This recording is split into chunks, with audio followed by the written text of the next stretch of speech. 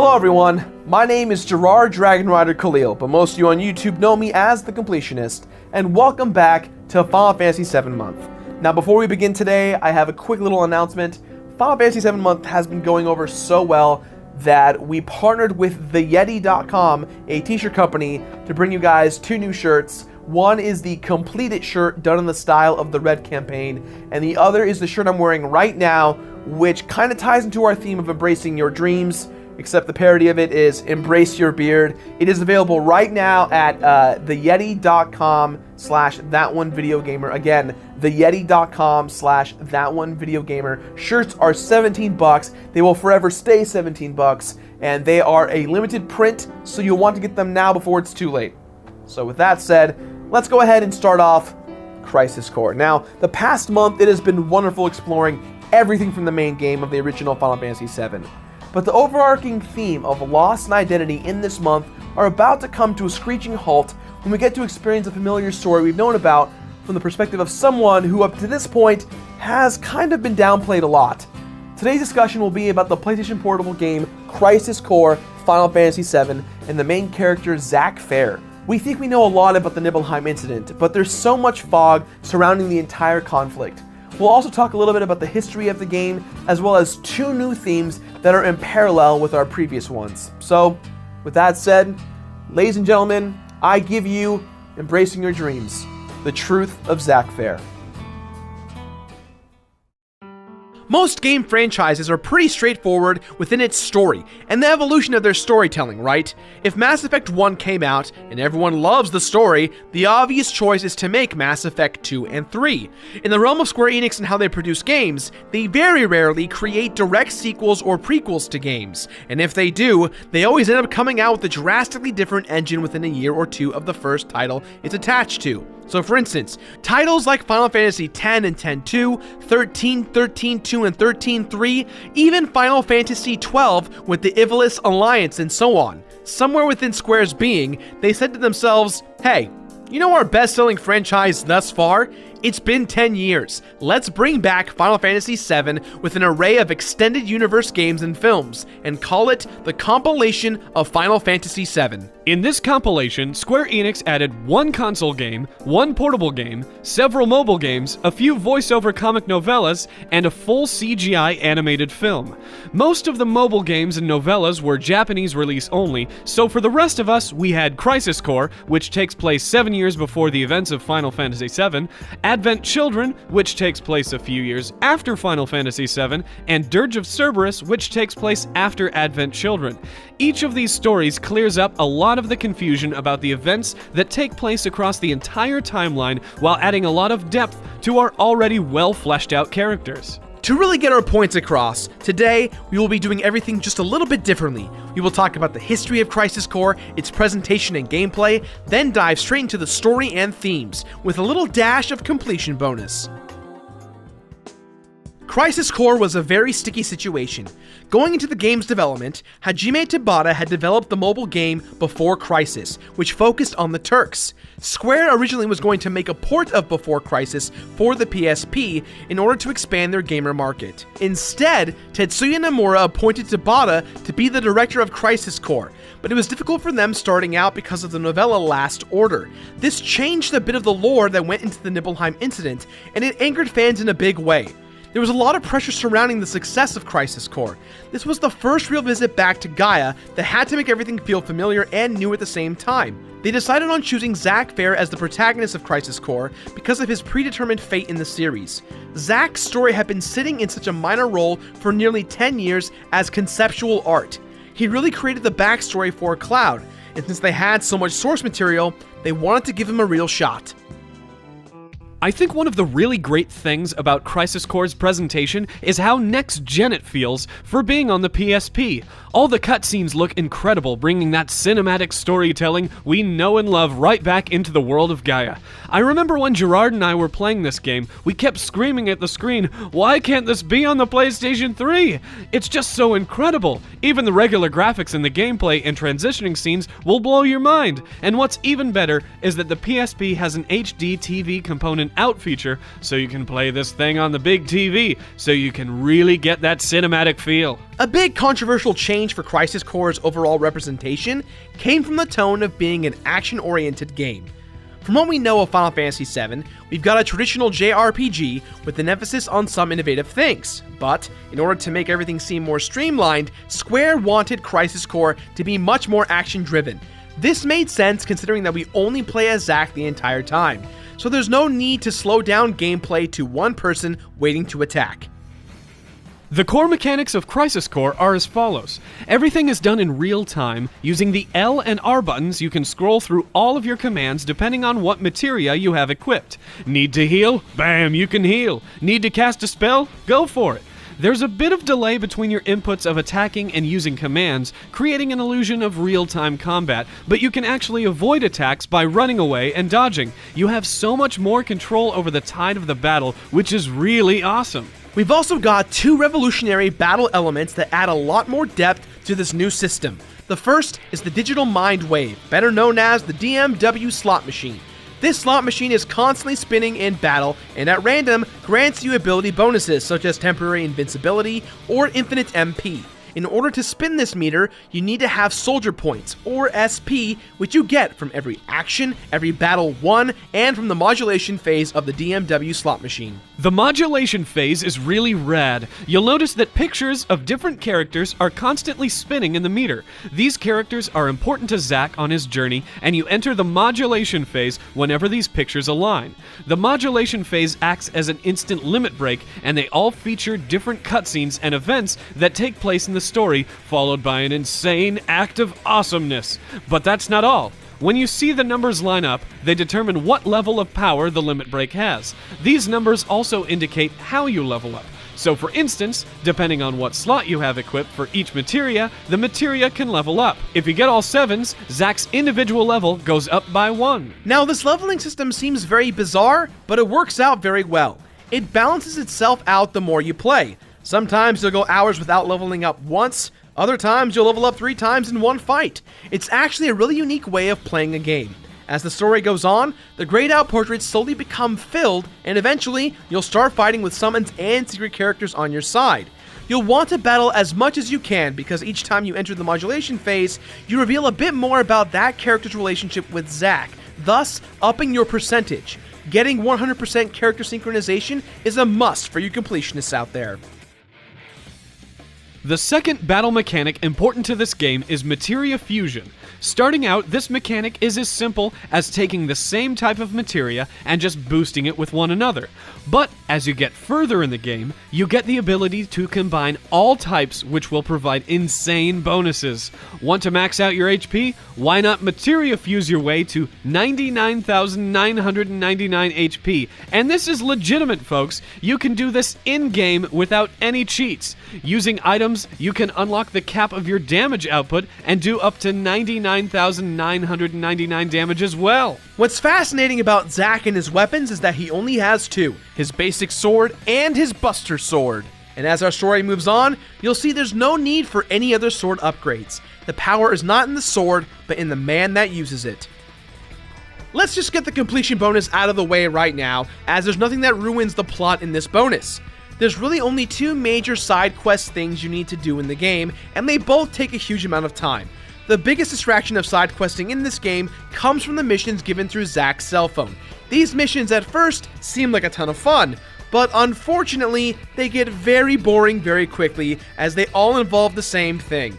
Randomly generated map, kill the monster you have to fight at the end of the area, fight monsters along the way while finding chests, rinse and repeat. There are some challenge maps that are fun, such as the ones tied to Yuffie and Wutai's past, and fighting the summons again is really awesome, but more or less, this will take you a long time. Is it worth it?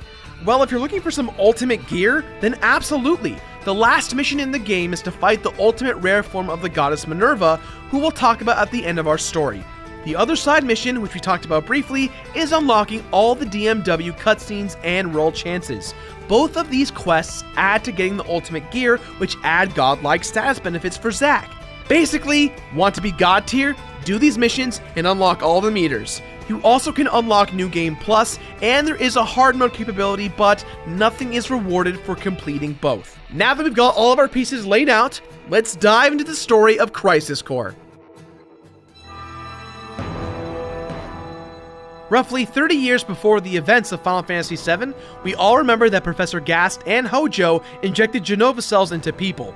But what we did not know was that Sephiroth was not the only one created. Hojo and Gast were classified under Project S, whereas Professor Hollander was on Project G, which stands for Jillian. Jillian Hewley, a woman from a village called Benora, was experimented on just like Lucrezia. Professor Hollander also grew a fetus from the ground up at the same time. Both were injected with a different strand of Genova than Sephiroth. Jillian eventually gave birth to her son Angeal, while the fetus transformed into Genesis. Evidence shows that Professor Hollander may be the real birth father of Angeal, considering their appearances look very much alike. In the Crisis Core guide, it alludes to the fact that Angeal's stepfather married his mother during her pregnancy with Angeal, and that Angeal never found out that his stepfather was not his real dad. Angeal and Genesis would then go on to grow up and be best friends, eating Benora apples all the time. Genesis would go on to become obsessed with the show Loveless and base his entire life and being on the plot of the play. So, Loveless, the album by My Bloody Valentine referenced in Final Fantasy VII, plays an actual role in the plot for a character? That's pretty sweet. In the several times we end up running into Genesis, he constantly quotes the play. They would go on to become the mightiest of warriors, and as they grew up, they learned of the legend of Sephiroth climbing the ranks of soldier, inspiring them to suit up as well and eventually befriend Sephiroth. The main timeline of Crisis Core takes place 7 years before the events of Final Fantasy VII. Genesis and Sephiroth bicker about who has the highest rank of soldier control, with Angeal being the heart of soldier, training new trainees. Our story begins with Zack Fair, currently second-class soldier, in the middle of what looks like to be a mission. This scene is incredibly ironic as it starts off the exact same way as Final Fantasy VII did, a train. Towards the end of this mission, Sephiroth shows up and looks like he's testing Zack to his limit. Upon this exchange, Sephiroth is about to best Zack when Angeal steps in, revealing that this whole mission was simply a simulation to help Zack train his skills. We start to see the beginnings of one of our themes that we will see unfold in this story. Legacy. Zack looks up to Angeal tremendously, to the point where Zack models his role after him, someone who wants to be a hero no matter what comes his way. When Angeal intervenes, he reveals his personal weapon, the Buster Sword. In this, we realize that Zack does not own the Buster Sword yet. Zack is somewhat goofy but highly motivated to do the right thing. Unlike our theme of Final Fantasy VII, Zack does not have an identity crisis, but rather the exact opposite. He knows exactly who he is. In fact, in the entire Final Fantasy VII universe, Zack Fair is the only one who knows who he is, what he wants, and knows in his heart what's truly good and evil. 1 month goes by, and word breaks out that Genesis has defected from Soldier, taking several second and third class soldiers with him. Enter Lazard, the director of Soldier. He's the one that sends everyone out on missions. He tells Zack and Angeal that the final fight with Wutai is coming to an end, and that they will help liberate the remaining rebel forces. Halfway through the mission, news breaks that Angeal has also now defected from Soldier. Zack and Sephiroth, at all costs, must now hunt down and destroy Genesis and Angeal. This creates huge amounts of inner turmoil for Zack, as Angeal is his best friend and mentor. During the final moments of this mission, several soldiers and monsters that look like Genesis begin attacking Zack. Apparently, these are all Genesis clones and they work for Genesis. Zack's next mission sends him to investigate Benora Village, which if you recall, is the hometown of Angeal and Genesis. Upon investigation, the only person Zack discovers in the village is Jillian, Angeal's mother.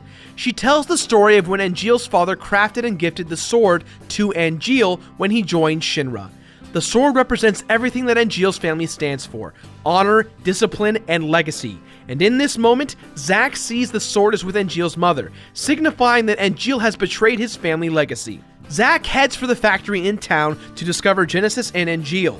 Angeal defends Zack and flees, but Zack follows suit. Zack returns to Jillian only to find that Angeal has taken his sword back and has killed his own mother. Angeal reveals that his mother's life needed to end because she was in pain, as he is as well. Genesis appears once more and forces Zack to fight a Bahamut summon. Shortly after this fight, Shinra is ordered to blow up Benora and to clean up all the evidence of both Angeal and Genesis's past. In all of this chaos, Genesis sprouts wings. From here on out, for the rest of the game, we see an immense transformation with Angeal and Genesis, both evolving into monsters. Our theme of legacy starts to work in tandem with embracing your dreams. Angeal may have disappeared as Zack's mentor, but Angeal's legacy is what encourages Zack to keep fighting. He must embrace his dream of becoming a hero in a world filled with gray, and it's only going to get darker. Zack gets promoted to first-class soldier, but you can tell he feels like he doesn't deserve it. But it's not long before Genesis's army attacks Shinra HQ. Zack battles his way through the army and ends up saving Cisne, one of the newest members of the Turks. Zack meets up with Sephiroth at the Sector 5 reactor. After a fight with some more monsters, Zack sees that these monsters now appear as Angeal clones. So now we have Angeal and his army, Genesis and his army, and their reigning terror over all of Shinra. Sephiroth shares a story of how Angeal, Genesis, and himself used to spar in the training room. In this training room, the scene is painted for a fight to take place on the Junon Harbor Cannon. As they're fighting, Genesis gets tired of Sephiroth taunting him and Angeal, so he goes all in fighting Sephiroth. Sephiroth wins the fight and ends up injuring Genesis very badly. So badly that later on, we find out that Genesis received a blood transfusion from Angeal. The mixing of their two Genova cells, thanks to Hollander, now gives them the ability to clone themselves. However, because this whole process was experimental, the two are suffering from degradation, meaning they're withering away. Shortly after this story, Zack discovers an angry Angeal in the reactor. Angeal grows himself a pair of white wings, and we have a key moment where Angeal throws all of his discipline and honor aside and reveals his true intention: revenge on Shinra for turning him into a monster. Zack assures him that he's an angel because of his wings, but Angeal says, angels dream of one thing, to be human, and he attacks Zack, sending him down to the Sector 5 slums. Oh, the irony of the Sector 5 slums. Remember how Cloud fell through the church? Well, it turns out this is how Zack and Aerith meet, and unlike Cloud and Aerith, their relationship is very much a romantic one. We have a little fluff for our story in terms of side missions and such, but this is important because we do see Zack and Aerith's relationship begin. And as a reminder, Aerith is very young at this time, so this is her first and only real relationship. Zack's heart is pure, which makes this all the better. Eventually, Zack makes his way back to Shinra HQ, and of course, another fight with Genesis and Angeal's armies breaking out with Shinra. Zack and Angeal meet once again, but this time, Angeal wants to make reparations. He tells Zack that he's on his side, and he wants to stop Hollander and Genesis from their plan of destroying everything. Zack accepts, and the two of them meet up with Sephiroth to discuss a game plan. The group realizes that Hojo might be Genesis's next target, so Zack rushes off to stop him. The team shows up to stop Genesis from killing Hojo, yet Genesis retaliates with another form of Bahamut. After the fight, time passes to the next mission, where Zack must investigate the northern crater town of Medeoheim. Rumor has it there's activity here from Genesis and Angeal. Here, Zack meets their guide, which happens to be a young soldier named Cloud Strife. We have the beginning of a wonderful friendship, as these two see themselves in one another. Zack and Cloud find Hollander and Genesis. Genesis's degradation is horrible, and Hollander and Genesis are trying to find Genova cells to help stop the process. We have a near final fight with Genesis and Zack, with Zack defeating Genesis. Genesis seemingly accepts his fate and falls below. On the move, Zack finds Sang and Cloud harmed by Hollander, with a trail of Angeal clones littering the way. Zack meets up with Angeal, only to have Angeal go crazy, considering Zack is still Shinra. Hollander shows up and reveals that he is Angeal's father. Angeal is perfect according to Hollander, but Angeal thinks he's a perfect monster that must be stopped. Angeal tells Zack that Zack must kill Angeal in order to stop him. Angeal absorbs several clones of himself to become a big monster. After the fight is all said and done, Angeal, on his deathbed, gives Zack the Buster Sword, informing Zack that he must be his living legacy and will live on for the good of both of them. This is for you.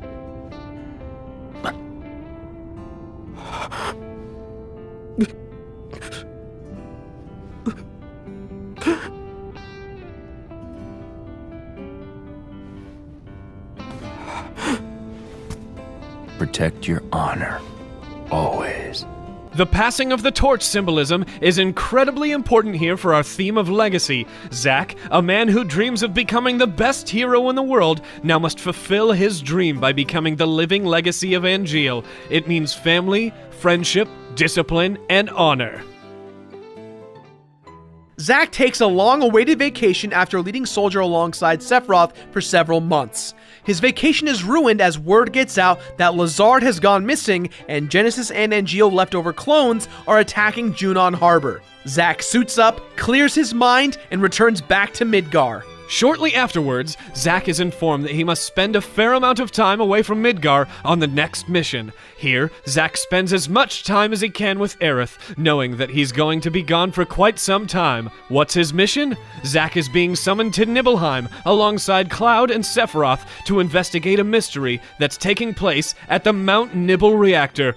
Oh god, this is it! The Nibelheim incident! Presented beautifully, the events we know so well begin to unfold. They arrive at Nibelheim, they meet Tifa, take a few pictures, and in a few days, they head up to Mount Nibel to find Jenova locked away. Sephiroth begins to have his big meltdown and realizes that he too is a monster. What is different this time around, however, is that Genesis shows up to throw a wrench into everything. Genesis, in this version of the incident, informs Sephiroth of his entire past, which starts to push the big boulder of evil that is Sephiroth. His attempt to manipulate Sephiroth, however, into giving him some Jenova cells, fails, but it succeeds at making Sephiroth lose his mind. The town goes in flames, Zack, Cloud, and Tifa try to stop Sephiroth at the reactor, Cloud stabs Sephiroth, Zack gets hurt, Tifa gets hurt, everything goes as we know. Things start to turn for the worse, as Cloud and Zack are captured and experimented on for months, maybe even years, in the Shinra mansion. Zack and Cloud eventually break free of their capsules. Their plan is to run as far away as they can from Shinra, with both the entire Shinra forces and the Turks trying to make public enemies out of them. Cisne of the Turks finds Zack, but because of their friendship, she lets them go. While Cloud and Zack are on the run, they run into Genesis again, who informs them that because of their recent exposure to Mako and Jenova cells, they're incredibly valuable to them, and that the degradation process can end. After fighting them off, they continue their quest to run from Shinra. Zack heads to Gongaga, his hometown, to try and say goodbye to his family, but while he's in the Gongaga reactor, Hollander and several Genesis and Angeal clones try to kill Zack and Cloud. That is until Lazard shows up, who turns out to be another Angeal clone. Lazard and Zack vow that the only thing left to do is to officially kill Genesis while they are on the run from Shinra. Zack figures out that the final battlefield for Genesis lies at the Benora Apple Field, or at least what's left of it after Shinra's bombing. There, the final fight for peace and justice from Genesis begins. Genesis the whole game often references Loveless and the gift of the goddess. Genesis finds the statue of the goddess holding the goddess Materia, which essentially is the goddess Minerva as a summon. Upon her awakening, she combines herself with Genesis to destroy Zack, but after Zack defeats them, Genesis is healed of his degradation, yet he's actually dying from his defeat. Zack drags his body along to a degrading Lazard, Angeal clone, and Mako-poisoned Cloud in a pile of bodies. Genesis realizes that the gift of the goddess is what Angeal's words have been about since the very beginning. It's the honor of Soldier. Genesis now wants that dream and honor, but because he never will get it, his spirit will never return to the planet or the Lifestream. This is a wonderful moment as Zack finds one of 89 letters written from Aerith. Zack and Cloud have been missing for nearly 4 years, and this letter is Aerith's goodbye letter to Zack, hoping that he's alright. After all of this drama, Zack and Cloud hobble their way across the lands of Gaia, trying to outrun Shinra. Hitchhiking their way across the fields, Zack puts Cloud down to go investigate a certain landfill. Upon his investigation, Shinra finds Zack. Let's just do a mini flashback of Zack's death in Final Fantasy VII.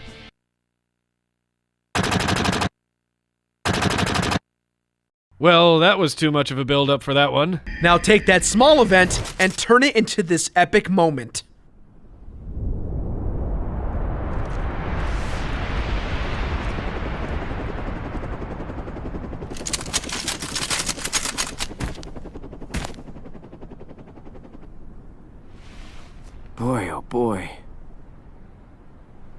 The price of freedom is steep.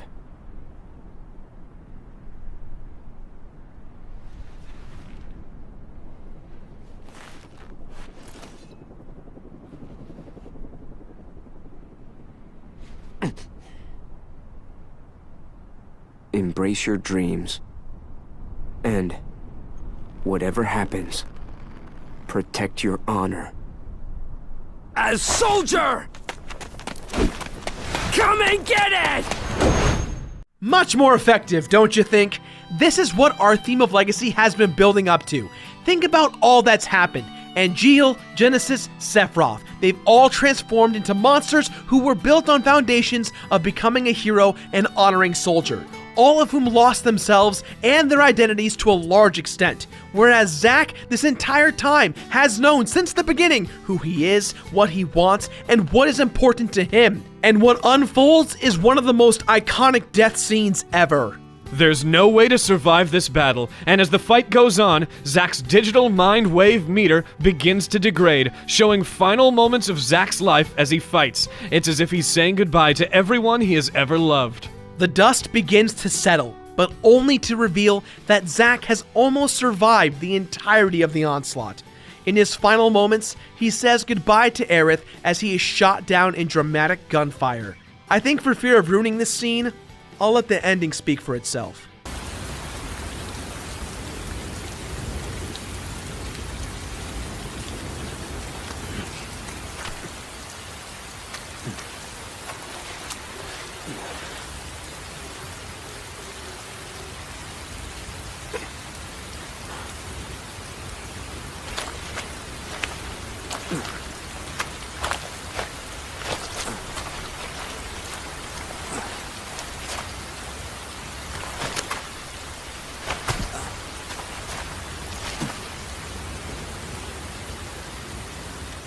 Zack.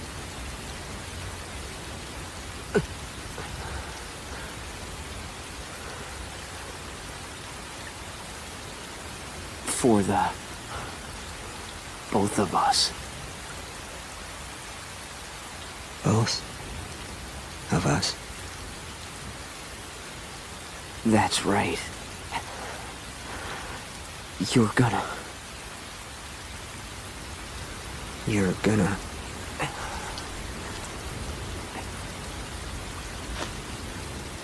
live.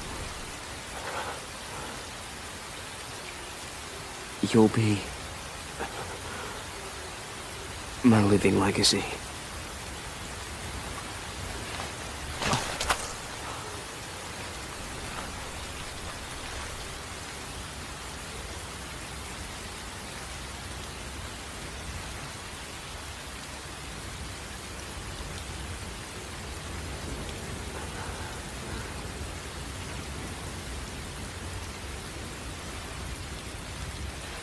My honor. My dreams.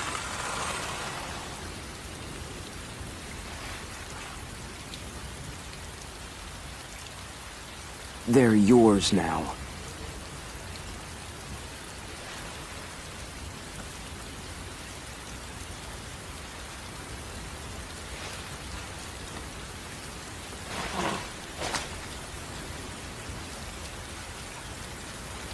I'm your living legacy.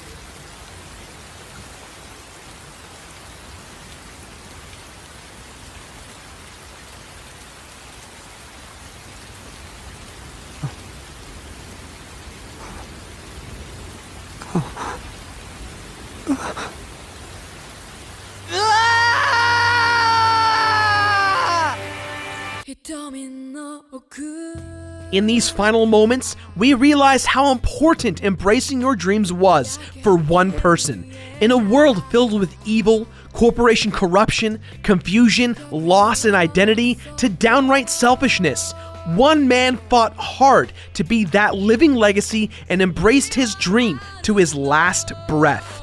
After the credits are over, the intro for Final Fantasy VII starts just as we know it from the earlier days. Aerith walking through the slums, Cloud on the train with new resolve in mind.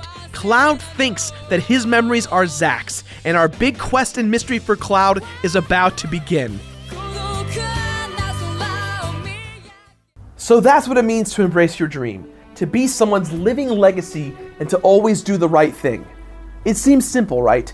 As a hero, it's the most important thing to do, the right thing. But in the world of Gaia, it's filled with so much areas of gray, just like our own world. There's so much right and wrong in the world, it's truly hard to find yourself. But Zack Fair, from the moment he joined Soldier, to the last time he saw Aerith, to the final events of his life, he never gave up. He knew what it meant. Zack Fair, the hero that everyone forgot about, who clearly valued one important thing: embracing your dreams to the fullest potential. Again, thank you everyone one more time for joining us in this amazing tale of Zack Fair. But now let's change gears for next week as we dive into the events that take place after Final Fantasy VII. Let us take an in-depth look at Gaia and life after Sephiroth and Meteor, and how everyone's doing in the animated film of Advent Children Final Fantasy VII. Don't forget, you guys can pick up your brand new shirts, the completed design, as well as embracing your beard over at theyeti.com/thatonevideogamer for $17. With that said, guys, we'll see you next week.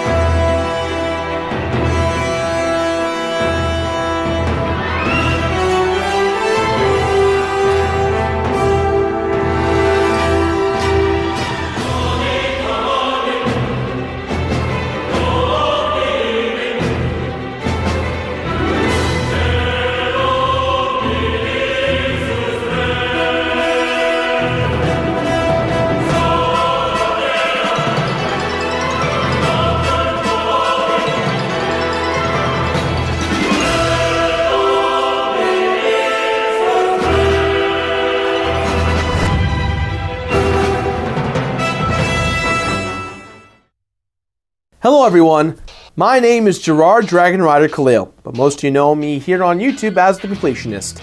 And welcome back to Final Fantasy VII Month Part 6. We've explored almost every aspect of Gaia at this point except for one, the future. Or rather, what events take place after the epic tale of Final Fantasy VII. Two stories actually happen.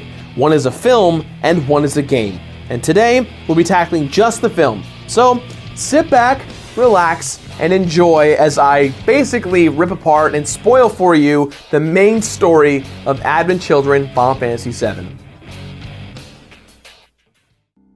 While there isn't a lot behind the history of the film, Advent Children was originally released in 2005.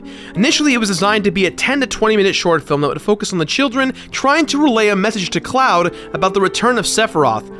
But as they started painting their canvas, they started to fall in love with Gaia again and again, and they really wanted to give it the real revisit that it deserved.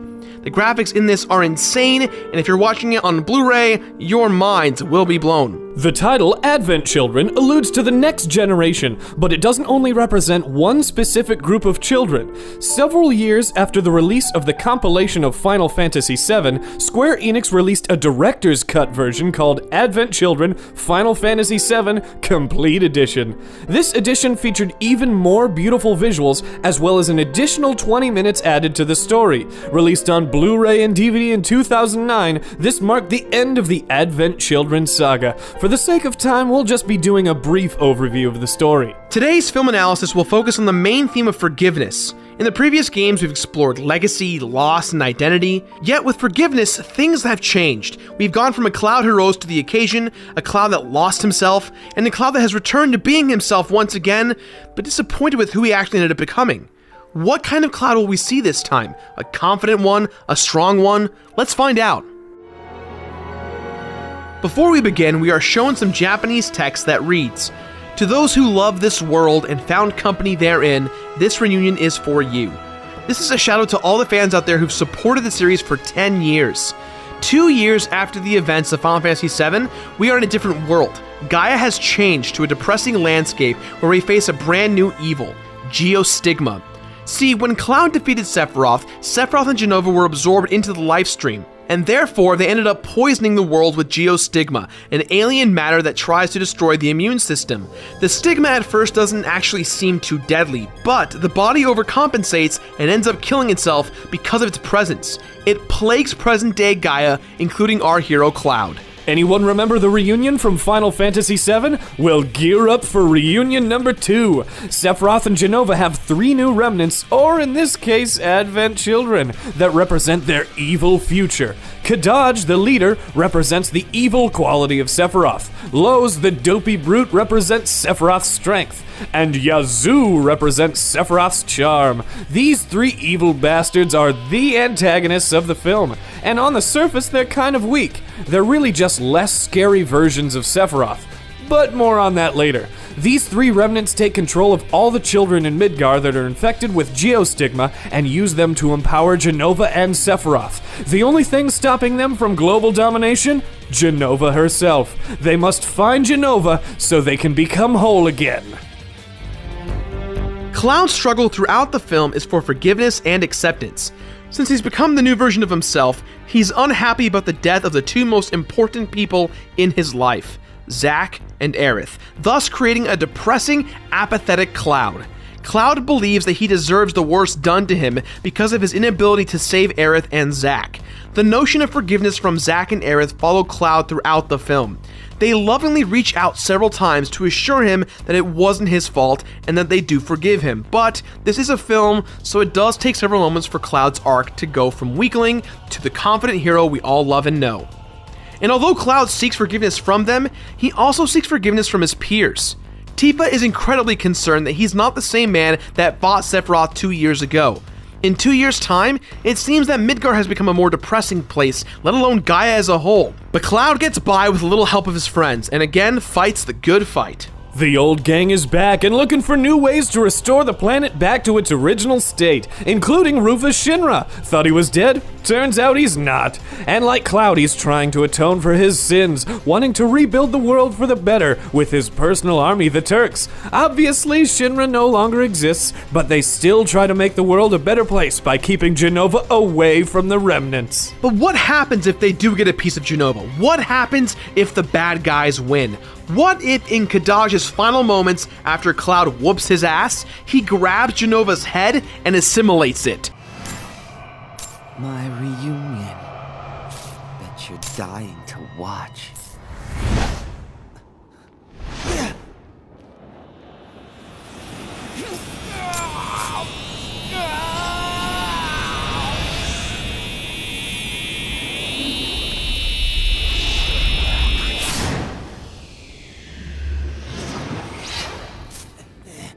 Good to see you, Cloud.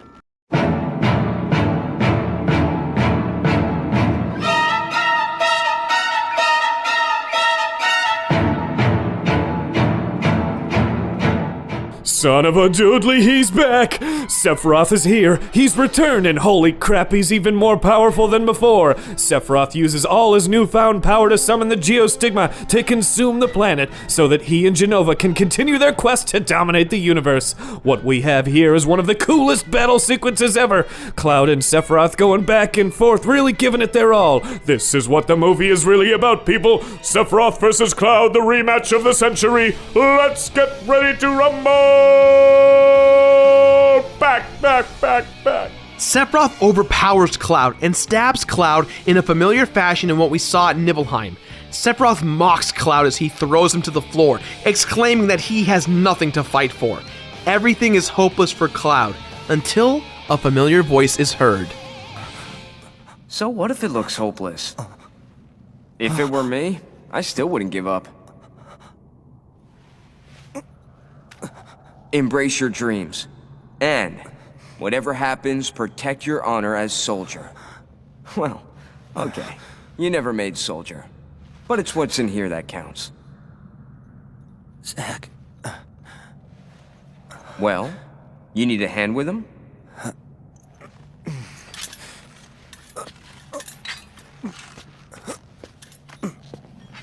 You already beat him once, didn't you? This should be a cinch. Yeah. Cloud, you know what I told you. That's right. I am your living legacy.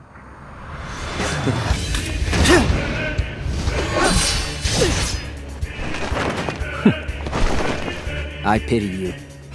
You just don't get it at all. There's not a thing I don't cherish.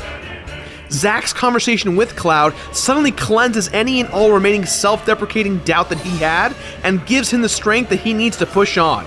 Cloud then dishes out everything he's got in Omni-Slash 2.0, the ultimate attack to send Sephiroth back to hell from whence he came.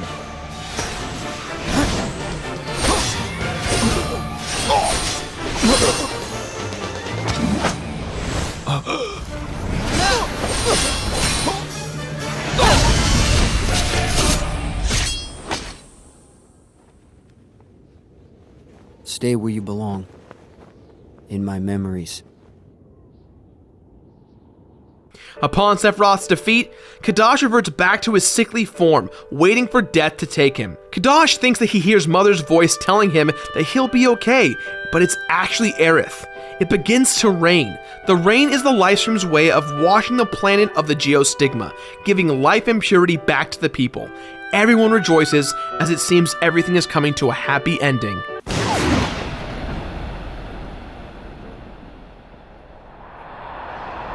Looks like you spoke too soon, buddy. Lowe's and Yazoo catch up with Cloud to avenge Kadaj, and in one last sacrificial attempt, Cloud clashes with the two of them only to create a massive explosion.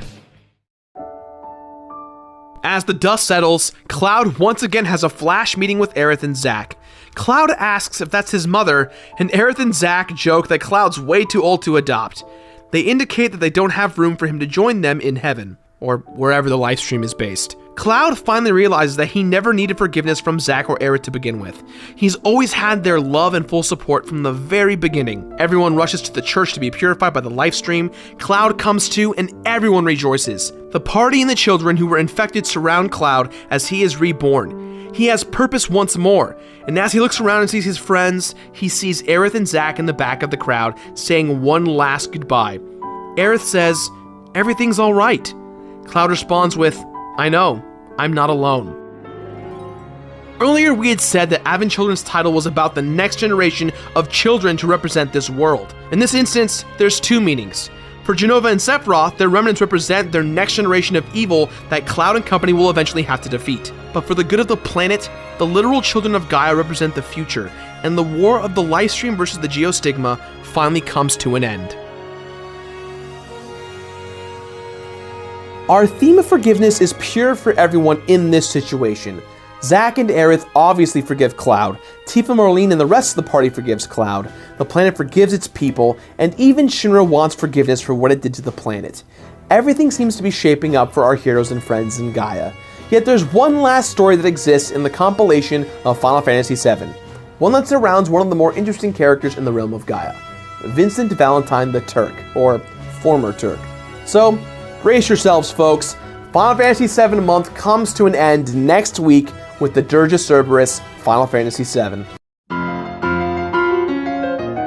And for more Final Fantasy VII goodness, click here to check out our friend MatPat's game theory on Cloud's cross-dressing scene and what it says about video gaming's portrayal of the LGBT lifestyle.